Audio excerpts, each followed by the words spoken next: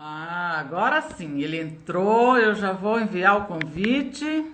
Agora você já está entrando. Olá, Conseguimos! Hã? dois teimosos tentando se encontrar em época de distanciamento, né? É. E principiantes, ou pelo menos eu sou nesse coisa do Instagram, para mim é meio novo. Sim, Escuta, são desafios normais, né? você quer começar de novo para a gente ganhar tempo? Isso, não, eu acabei de começar novamente. Ah, tá, bom, É, ótimo. Então, vamos ótimo. lá. Então vamos lá. Primeiro, você é muito bem-vindo, óbvio, por isso que você está aqui, né? Mas eu quero te agradecer imensamente sua disponibilidade por nos proporcionar aqui esse encontro que eu tenho certeza que será muito rico, né? Pela sua história, pela sua pessoa. E eu começo com uma provocação. Uhum, Porque lá atrás, né, quando a psicanálise surgiu com Freud, ele enfrentou muita resistência. É tanto que no capítulo que ele fala, no artigo que ele fala da resistência ao tratamento, ele também uhum, faz uma citação sobre a resistência em relação à psicanálise. E por sim. muito tempo foi assim, agora bem menos. Mas o que eu observo nesse momento da pandemia é que a psicanálise está sendo muito requisitada pela mídia, pelos espaços, entre aspas, alternativos. Inclusive, você é uma pessoa que está sempre disponível, né, para ajudar nesse sentido. E tanto se quer ouvir sobre a psicanálise, e afinal, o que é psicanálise? Bem colocado, Silvia, obrigado pelo convite. E a psicanálise é justamente uma forma de tratamento, um método de tratamento de afecções psíquicas. Eu diria assim, atualizando essa definição, né? É uma maneira da gente enfrentar o sofrimento e os sintomas que se produzem a partir do sofrimento. Né? A psicanálise é também, eu estou respondendo com Freud, um método de investigação. Isso é menos conhecido, é uma maneira da gente pesquisar, né? O termo em alemão Forschung, né? Ele remete a uma imbricação hoje perdida entre o Uhum. cientista e o pensador. Né? Aquela que hoje a gente imagina o cientista lá no laboratório, né? Seguindo, enfim, Sim. diretrizes da universidade, e o pensador como alguém que pode estar assim na cultura, um escritor, um intelectual, um artista, né? Quando o Freud define a psicanálise, ele define com essa expressão que junta as duas coisas, né? Então, para Uhum. nós é um pouco assim contra-intuitivo essa ideia, mas é a ideia que define, no meu entender, bem o que a gente deve entender por psicanálise, né? Em terceiro lugar, a psicanálise ela é uma teoria. Ela um conjunto de conceitos, ela tem uma datação, ela tem pressupostos epistemológicos, ela tem uma arqueologia, ela tem vamos dizer assim, uma transformação ao longo do tempo, desde Freud até agora. Né? Sim. É uma teoria que colige, que agrupa, que também põe em contradição a prática desse método de tratamento. Né? Com Lacan, eu acrescentaria duas outras definições de psicanálise. Né? Uma é uma definição crítica, né? Que vai dizer assim, a psicanálise se tornou um discurso. O que nós vamos entender por discurso? Ah, bom, aí tem desde exercícios de poder, até dispositivos, até laços sociais, até transmissão de cultura. Né? E eu acho que isso é uma coisa que o Freud não conseguiu, nem poderia pensar, né?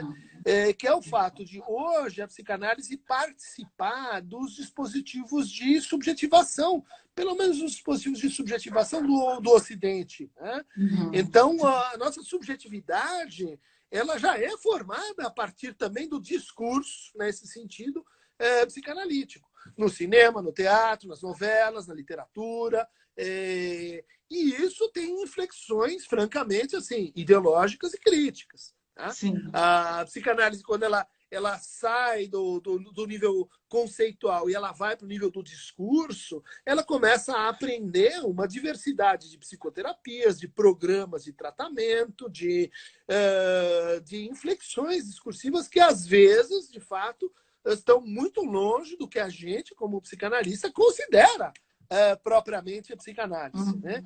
Então, por exemplo, essa é a acepção que um autor como Foucault vai dar para a psicanálise. A psicanálise são os efeitos, né, dos conceitos, das práticas, das políticas empregadas pelos psicanalistas desde que Freud inaugurou essa conversa. Né? E uma quinta definição que eu acho bem interessante, que de certa forma contrabalança essa ideia da psicanálise como um discurso, e a psicanálise como uma ética.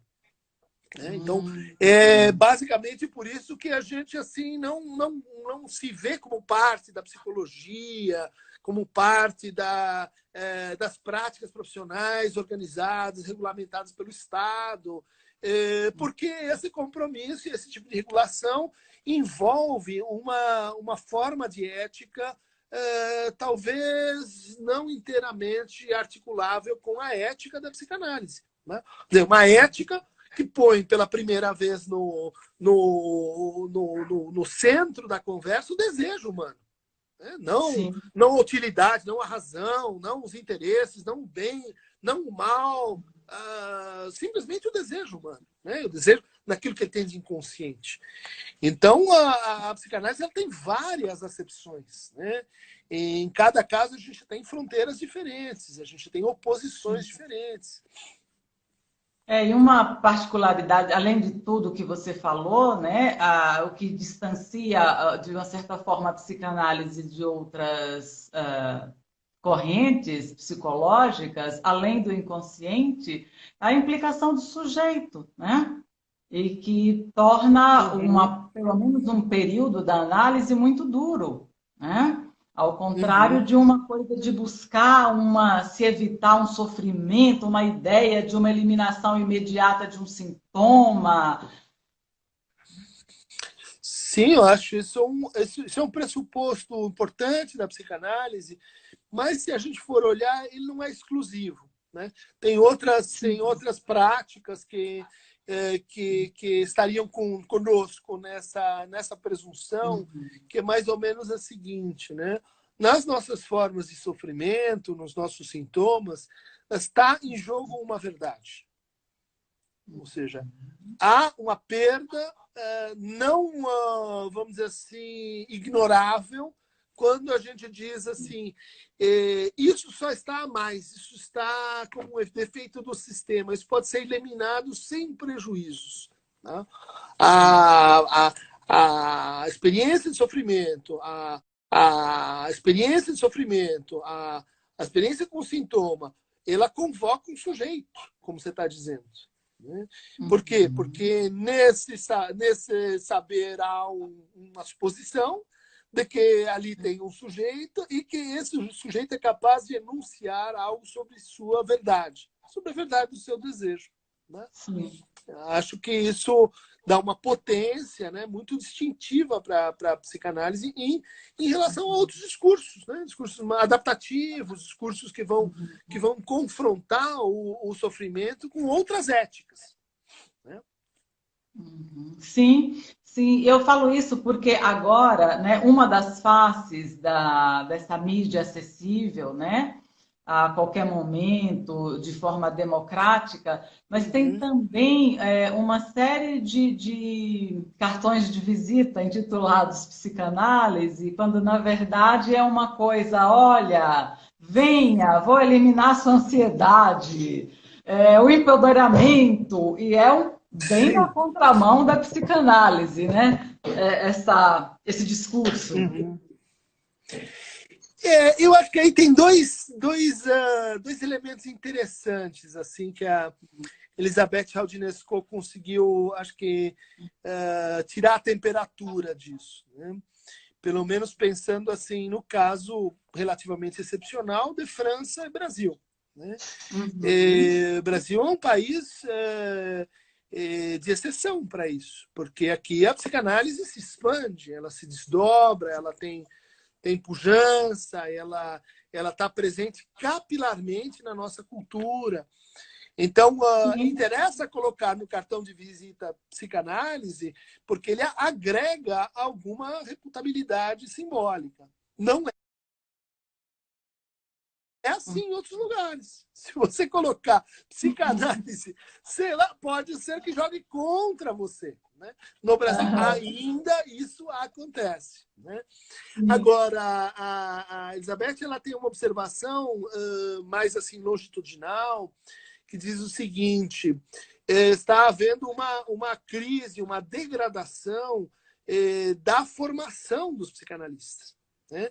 E a parasitagem da psicanálise por outras formas psicoterápicas, ela acontece justamente aí. Né?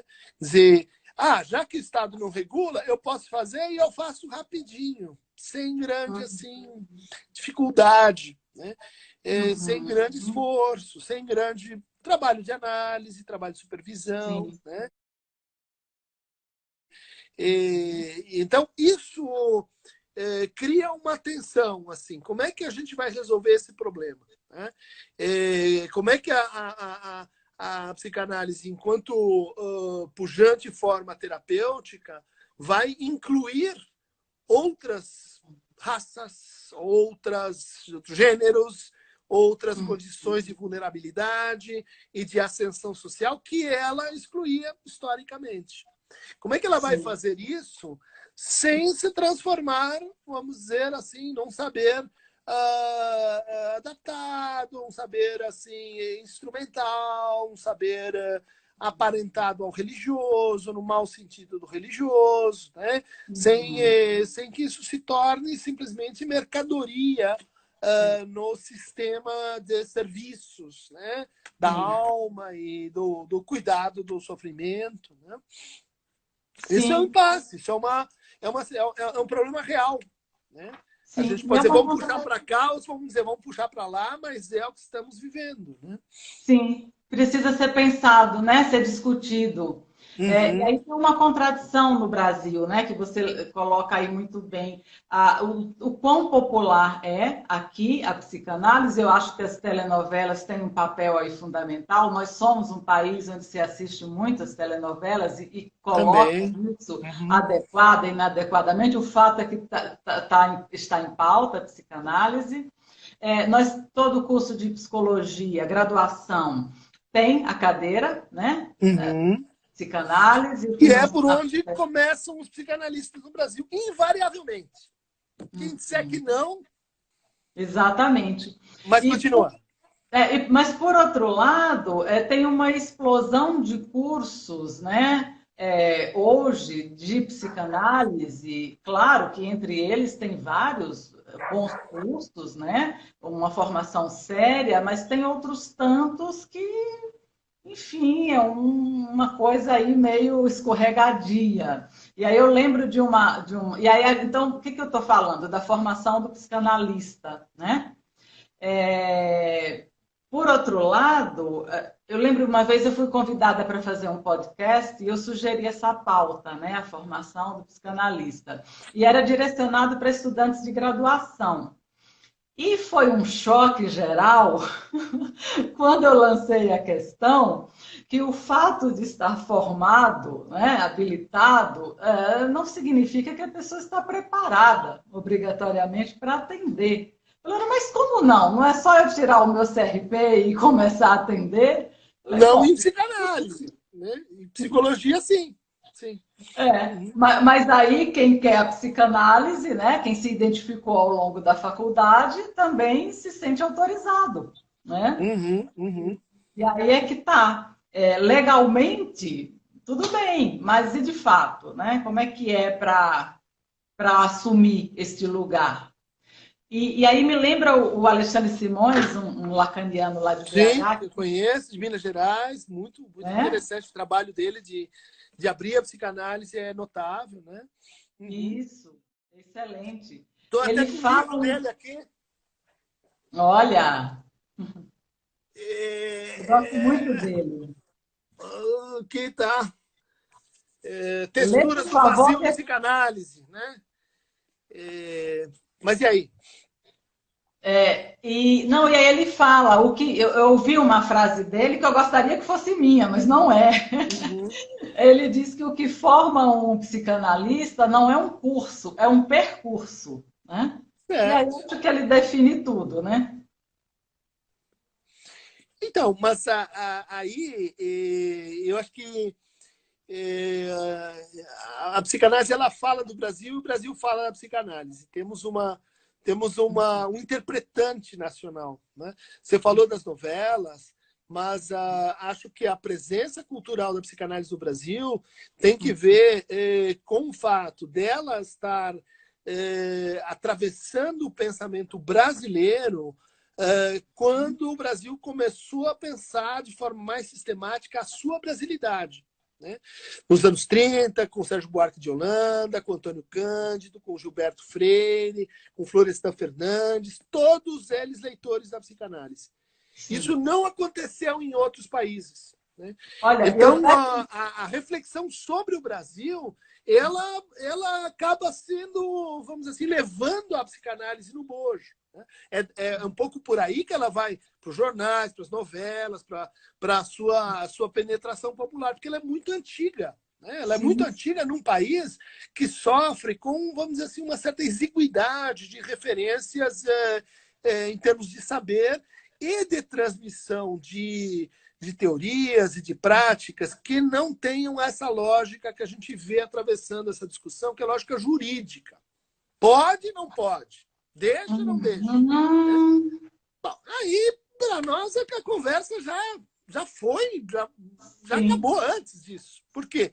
Nos países em que a psicanálise formou a sua discussão sobre implantação cultural, você tinha uma sociedade civil extremamente forte. França, Argentina, Áustria na virada do século.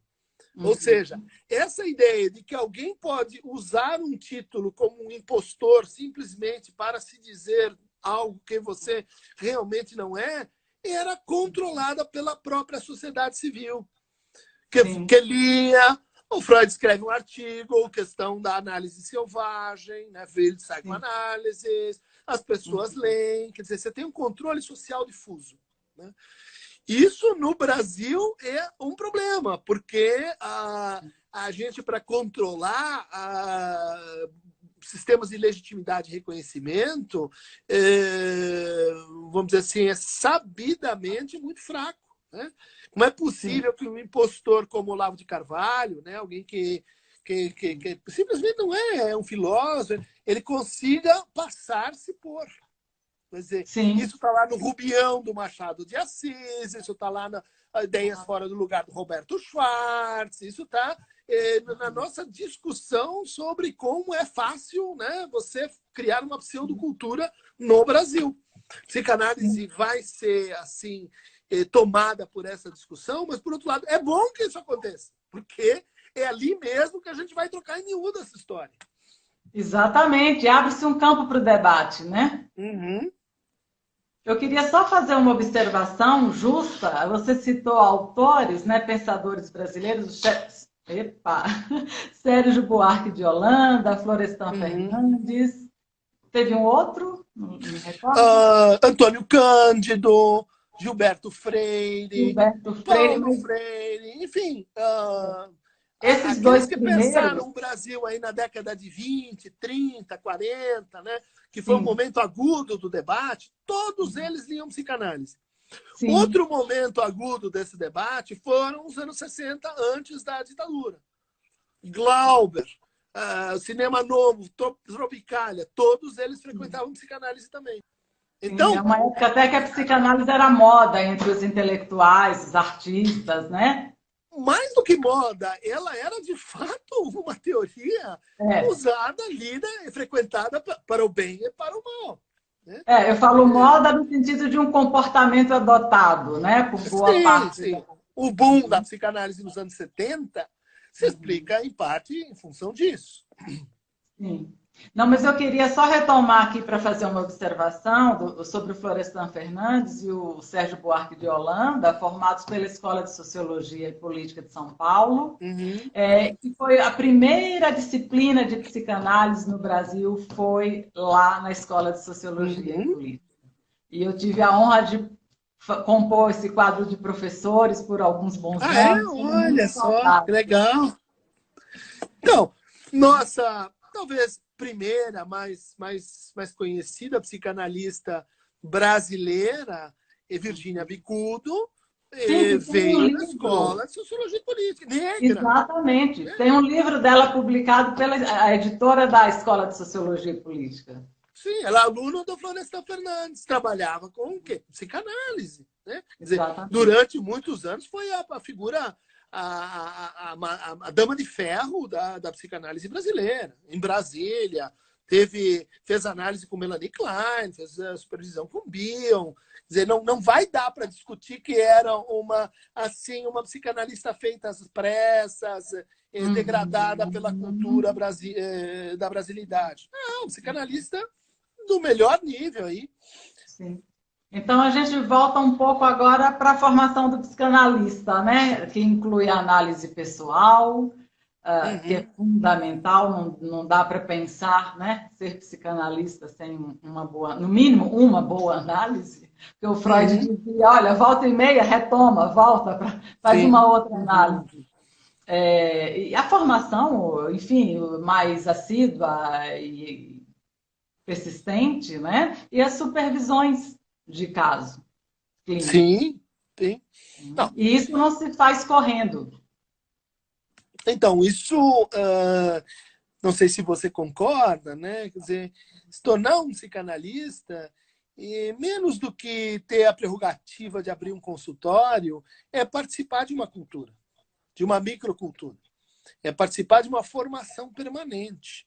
É participar de uma sociedade, de uma escola. Você pode não estar institucionalizado, num certo sentido, mas que você tenha os seus pares a quem e com quem você trabalha, se aprofunda, segundo uma ética da excelência. Né? Uma ética da renovação permanente, de uma espécie de crise de identidade permanentemente autoinduzida. Né? Quer dizer, Uhum, será que sou mesmo psicanalista? uhum. Será que estou sendo? Será que em todos os casos aqui, o que significa fazer psicanálise aqui, agora, nesse lugar, com estas pessoas? Né? Quer dizer, faz parte da ética da psicanálise fazer rigorosamente essa pergunta. Né? Não Sim, simplesmente enunciá-la, né, para os outros. sim. Agora, para que você possa fazer essa pergunta e essa pergunta render efeitos produtivos e transformativos, você precisa estar numa cultura. Numa cultura onde você tem seus pares, numa cultura que te regula, numa cultura que te reconhece. Né? Uhum.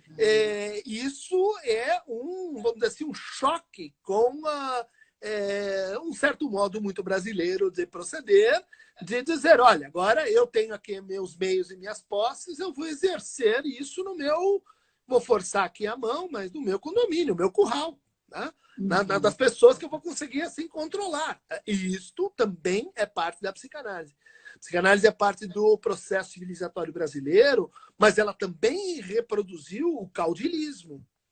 A pessoa mais experiente, quer dizer, os outros estão quietos. Você e eu passamos por uma geração onde se formar em psicanálise era obedecer e ficar quieto. Porque os Exatamente. mais analistas falavam, os outros não. Uhum. Sim, uma formação muito mais rígida, né, dessa hierarquia, dessa Sim. obediência, que se aperta mais um pouco, vai quase que para a servidão, né? Bom, sabemos os efeitos de servidão voluntária Sim. nas associações, nos grupos de psicanálise, é muito elevado. Né? Uhum. É, entendo que, em parte, essa saída da psicanálise de si mesma, que a gente está observando hoje no Brasil, com as clínicas abertas, com os movimentos, a psicanálise se tornou um movimento social, né? As pessoas estão ouvindo isso em praça pública, a psicanálise está se posicionando politicamente. Bom, isso isso é parte de um descontentamento com a lógica de transmissão das escolas mais típicas de psicanálise e a forma como gerem o poder, né? E como distribuem esse bem simbólico. Sim, sim. Agora que entre o mais rígido e o bem distante da psicanálise tem um meio termo, né? Eu acho que é isso que a gente está tentando explicitar Sim. Aqui. Vai Né? para lá, volta, perde o meio-fio, sem dúvida. Isso é justamente o indeterminado, né? Quer dizer, a gente não sabe quem é um psicanalista, né? Ah, não tem carteirinha. Outro dia eu vi um diploma e carteirinha da psicanalista, né? Você já viu isso? Parece da Polícia Federal, uma coisa bizarra. Só o Brasil poderia produzir tamanha loucura, né? Mas é o nosso desejo, né? É uma das patologias descritas pelo Machado de Assis lá no Alienista, né? Um livro maravilhoso. A loucura dos títulos, né? A loucura dos brasões, né? É um dos meus livros preferidos da literatura nacional. Bom, Christian, e nesse momento agora, eu acho que tira um pouco a psicanálise do lugar tradicional ou do setting tradicional. Inclusive, hoje mais cedo, eu recebi o professor Luiz Cláudio Figueiredo para falar um pouco, né, desse setting, enfim, que se apresenta agora, né? E pegando aí carona um pouco nessa ideia, o que a psicanálise, então, pode oferecer para as pessoas nesse momento, né, que está sendo requisitada. Claro que ela é ofertada no consultório, ainda que mediada pela comunicação, os meios eletrônicos e tal, e também quando a gente fala ao público, a gente dá uma entrevista, vai num programa de televisão, é um outro tipo de oferta. Um pouquinho disso, por favor. Olha, no primeiro lugar, Luiz Cláudio foi meu orientador de doutorado, é uma pessoa admirável, apesar da gente não estar exatamente no mesmo tipo de psicanálise, acho que pensamos muito próximos em muitos aspectos, né? A ideia dele de que a gente está numa era assim pós-escolas me parece muito razoável, né? E de que as transformações no setting, no enquadre, na maneira de escutar nossos pacientes, seja desde a frequência, desde o pagamento, desde a modalidade de entendendo e vai redescrevendo. Eu adoro o conceito de narrativa, mas a gente foi bem longe, né? Num certo caldeirão endogâmico da psicanálise. E eu acho que agora é como se tivéssemos que dar um salto meio atrapalhado, passando por muitas questões que a gente não tratou durante tempo demais, né? A relação da psicanálise com a universidade, né? Em geral, essa conversa é tão passada, é tão desinformada, é tão mal feita sobre o que é a universidade e sobre o que é a psicanálise. E isso que você está se referindo, né? Quando a gente fala psicanálise em espaços públicos, né? Então, jornais, mas também na definição de políticas públicas, em revistas, quando a gente fala da psicanálise para leigos, isso muitas pessoas dizem assim, não, isso é narcisismo da pessoa que quer ter mais pacientes. Você vê aonde a conversa está muito longe da gente se entender participando também, né? Na conversa das artes, na conversa da ciência, na conversa política, na conversa das formas religiosas, né? É parte, no meu entender, da formação do psicanalista pensar a sua transmissão para além vamos dizer assim, formação de outros psicanalistas que estão ali com eles, com elas, né? E nesse processo mais longo. Como que a gente fala do que a gente faz, né? E durante 50 anos, durante 70 anos, a gente fez, com raras exceções, né? Hélio Pellegrino, exceções justamente complicadas, né? Com raras exceções, isso foi amaldiçoado, né? Isso é uma coisa que até hoje a gente enfrenta um repúdio muito forte, né? É uma posição assim, a psicanálise não pode opinar e estar presente no debate público, porque daí ela se direciona para cá ou para lá. Bom, é óbvio que existem várias psicanálises, né? Que ninguém é dono desse conjunto e que os conflitos políticos eles se desdobram em conflitos entre psicanalistas, entre formas de entender a psicanálise. Nem sempre essa tradução é direta, né? Mas nós ainda estamos discutindo se cabe ou não política. Isso é muito atraso, né? Sim, sem dúvida, sem dúvida. Pois é, a transmissão da psicanálise, quer dizer, a gente estava amarrando novamente a formação, a transmissão, que é a psicanálise, né? Na sua prática clínica, o que você tem observado aí como uma produção do isolamento social, da pandemia, de tudo que o psiquismo tem produzido aí nesse momento? Muitas coisas, né? Inclusive a recolocação dessa pergunta. Isso é psicanálise? Né? Dizer, uma tela, a pessoa Exatamente. falando, você faz uma intervenção, a pessoa diz, explica que eu não entendi. O tempo da linguagem é outro. Mas, por outro lado, acontecem coisas também. Você diz... as transferências se modificam, não sei se você percebe isso. Algumas pessoas se sentem muito mais assim à vontade para praticar a regra fundamental da associação livre. As sessões elas se multiplicam no tempo, se diversificam no espaço. A gente tem essa interveniência do adoecimento, da Covid, que assim está chegando mais perto, está chegando mais próximo. As pessoas estão sonhando muito mais, estão sonhando de forma mais intensa, estão sonhando de forma mais vívida, né? Nós estamos todos no sonho da barba do tio Joseph, né, que o Freud fala na interpretação dos sonhos, né? E a gente já tem interveniências, eu acho que interessantes e outras nem tão interessantes, mas em geral o quadro é assim de exaustão e crítica, né? Porque as pessoas, de fato, sob confinamento, estão próximas ou mais próximas de situações limites, né? No casamento, na vida erótica, na vida desejante, né? Tem acompanhado aumento de violência, aumento de autoviolência, aumento de angústia, né? Nós estamos... É uma emergência, um estado de emergência para a saúde mental em geral e para a gente que está na... não é o fronte do quem está no convidário, quem está no hospital e etc. Mas eu considero que nós estamos assim numa segunda ou numa terceira linha, né? Atendemos muita gente da saúde em estado próximo do desespero, né? Aumento de suicídios. Tem até as pesquisas aí, né, falando de duplicação de intensidade de sintomas.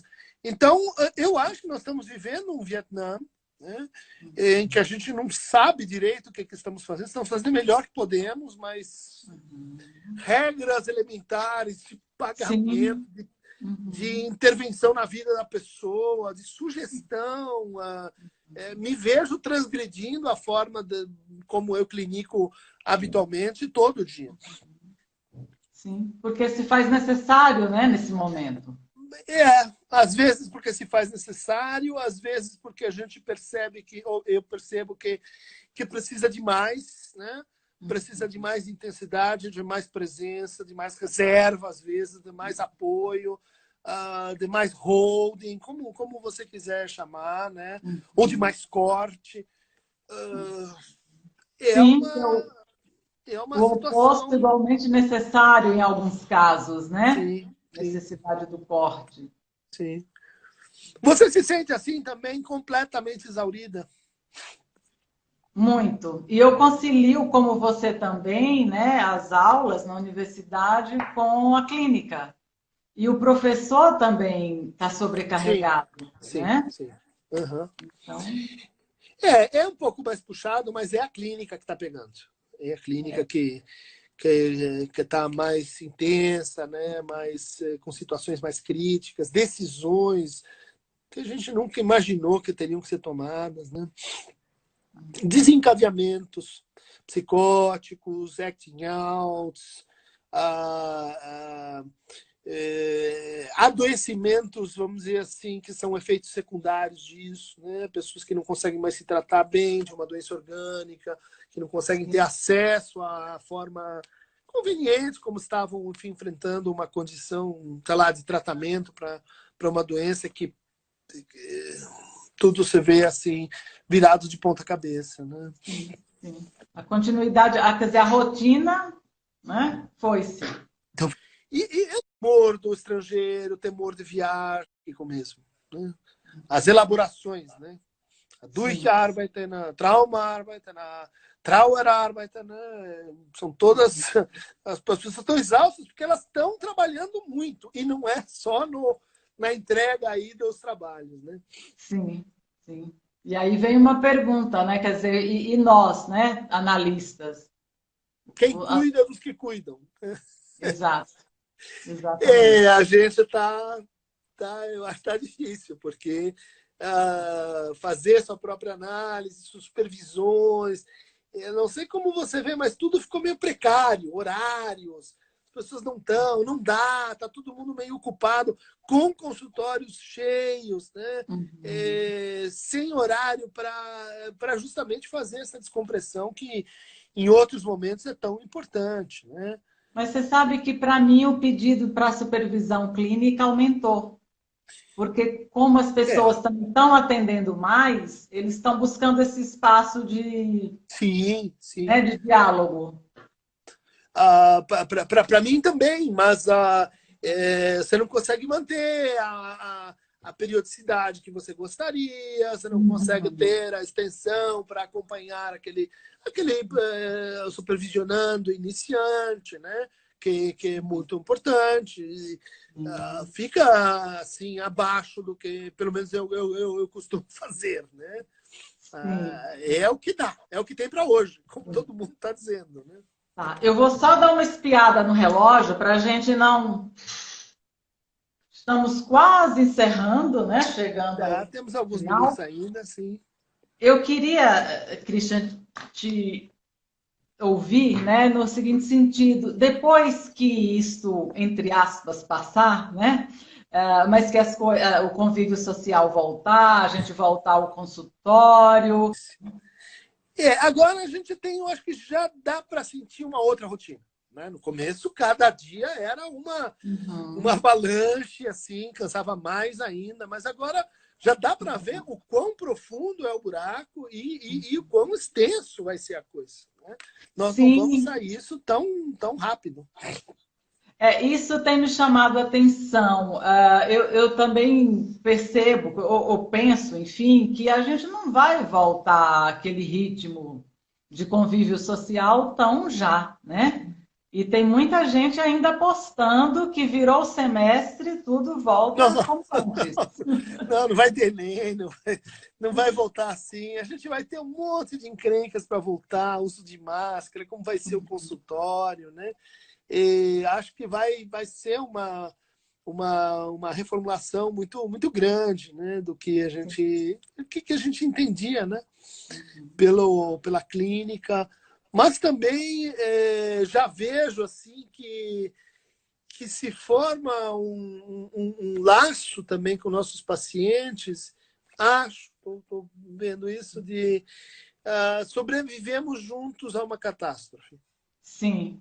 Quando isso acontece, geralmente a coisa cria um patrimônio, vamos dizer, para transferência de longo prazo, de longo alcance, né? Sim. Mas eu não sei se você tem pacientes que estão dizendo assim, no meio da sessão, às vezes quase que interrompendo o raciocínio: quando que a gente vai voltar para o consultório? É uma intervenção.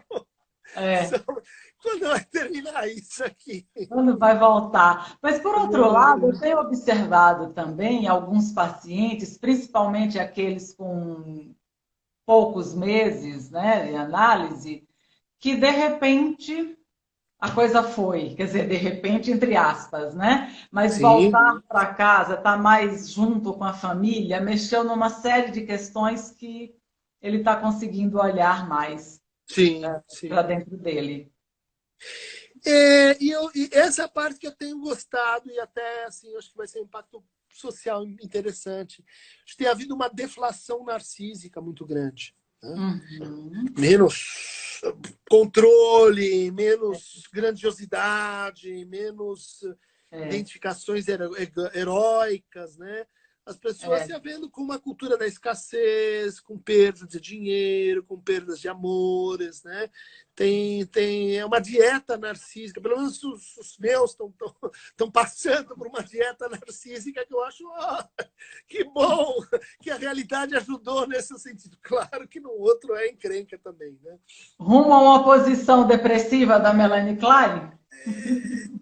Não, acho que nem tanto. É Nem mais tanto. assim, não é, não, porque nesse caso é uma deflação narcísica sem redução paranoica. Os Hum, paranoicos continuam, é. porque a cloroquina, porque a Aham, Rússia, porque a aham. política. É, É. Tá vendo como continuam, eu sempre continuam. disse que o perigo estava em todos os lugares? Tá vendo como eu tinha razão? É, É. Acho que é. também essa situação acentuou aqueles traços mais fortes, né, de cada estrutura. Sim, Né? acentuou, delineou melhor, né? Alguns, eu tenho notado uma coisa curiosa, que assim, certos sintomas intocados vêm à luz. Nunca te falei disto, mas eu conto os azulejos todo dia no banho, e se eu não fizer isso, o dia vai ser péssimo. Mas isso é uma Uhum. bobagem, né? Blödsinn, como dizia o pequeno Hans. Então eu nunca trouxe para análise. Por favor, você nunca falou disso aqui? Não, mas Como que agora eu e o assim? banheiro estamos numa relação mais assim íntima, né? Falei, legal, legal. Tem A coisas Covid saindo também. debaixo do tapete. Exatamente, exatamente. Né? O que é uma grande oportunidade de crescimento, né? Poder olhar para isso. Eu acho que é uma, vamos dizer assim, um refinamento das pessoas na relação assim, né? Diminui um pouco o trabalho, diminui as notícias, os shows, você vai reduzindo um pouco a coisa, aquela conversa em torno da Covid e tudo, mas daí vai emergindo que o assunto assim importante, o que pega mesmo é você, né? Exato. Como diz o Aí, Roberto Carlos, esse cara sou eu. ou você começa a ajustar contas ali domésticas, ou não Uhum. tem muito mais assim, né, para fugir, para Sim. olhar para o lado, né? E quem consegue, né, mergulhar nisso, acho que é a grande força que vai ter para enfrentar é contar consigo mesmo, né? Se aguentar, né? Essa é uma formulação que vem aumentando. Como é que eu faço Sim. para me aguentar? Eu, Sim. eu estou percebendo que não é o chefe, não é a esposa, não é o filho. Eu não me aguento. E daí preciso, sei lá, fumar, beber, bater, xingar. Para É, análise. o autodiagnóstico ele está mais impactante para as pessoas. Sim. Né? Ou para análise, né, para alguns, infelizmente. É achar que não aguenta, Sim, né? tanto pedidos de análise, começos de análise, que são muito interessantes, né? Eu no começo estava muito ressabiado de aceitar alguém que assim vem pela telinha, mas tem ido, acho que bem, de forma muito Funcionado, satisfatória, né? né? Agradeço pelo teu convite, pelo teu trabalho, muito legal. Faz parte desse momento da gente falar com as pessoas, esclarecer, abrir a psicanálise, reduzir os muros, né? Sair dos condomínios psicanalíticos, no meu entender, é isso também. Tá bom? Exatamente. Cruzar fronteiras. Obrigada, um forte abraço.